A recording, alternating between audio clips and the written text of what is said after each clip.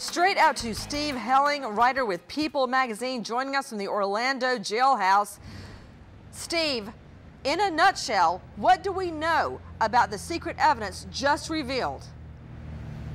Well, there was a lot of evidence revealed today. Everything from cell phone records to interviews that were done, and just all sorts of documents that all paint a picture about Casey Anthony.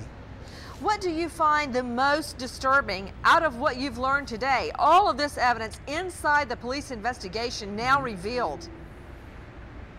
I think probably the most disturbing things are those pictures, those photos of skulls, the drawing of embracing skeletons, and then that picture of Caylee Anthony with a heart similar to the heart that was found with the body.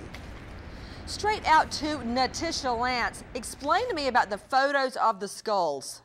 Well, Nancy, there's several photos of skulls. Some of those photos show skulls that are kissing other skulls. There's a skull that's made out of an apple. There's several different sketches of skulls as well. And then also, as Steve hit on, there is this picture of Caylee Anthony with this heart sticker that is very similar to the one that was found on the remains, on the duct tape around Caylee's remains.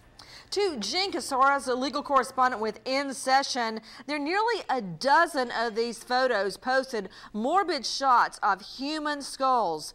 According to my research, they look as if they were posted on June 26. As I recall, Kelly went missing around June 21. That's a very critical time right there. Last time that Caylee was ever seen alive, June 16th. There was partying on June 20th. So farther on, to have these pictures, I think, is evident of a state of mind, prosecutors would say. Out to Dr. Bethany Marshall, psychoanalyst and author of Deal Breakers. Not only shots, morbid and disturbing shots of human skeletons, skulls, some of them kissing Dr. Bethany, but shots of the top mom out partying with various men.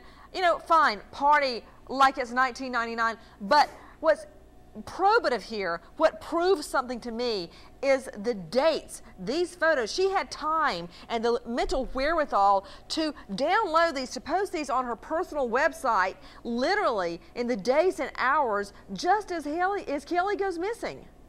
Well, two things come to mind. One is I have reviewed hundreds, dozens of jailhouse pictures of incarcerated murderers who they have nothing else but time on their hands in jail, and so they just draw all kinds of cartoons and pictures. And often you do see skulls, corpses, people stabbing people. I mean, if you've probably looked at this kind of artwork before yourself, and it's really quite amazing. Well, actually, Dr. Bethany, when I was researching a chapter called Blood Money for my book Objection, I had to go to websites where there were photos of crime victims, autopsy reports, very morbid, disturbing photos. And at the time, this was years ago, before I even heard of Kelly or Casey Anthony, I thought, if anybody did a computer search on this computer, they'd think, what a freak, going to all of these morbid websites and these photos where people sell murderabilia.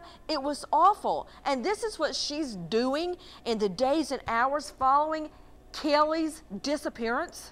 And not only that, but the skulls, they're kissing and they're embracing, which the state of mind that shows is a glorification and a romanticization of death and gore. Just like Scott Peterson, after killing his wife, he went and looked out over the bay. So the revisiting and the glorification. Now all the dancing and on the stripper pole and all of that shows almost like someone who's had a crime spree, that there's a burst of energy after the commission of the crime. And in a sense, it's sort of like dancing on the deceased person's grave, getting the child out of the way so that you can party. And sort of, as I've said many times before, embracing an idealized idea of what life would be without the child.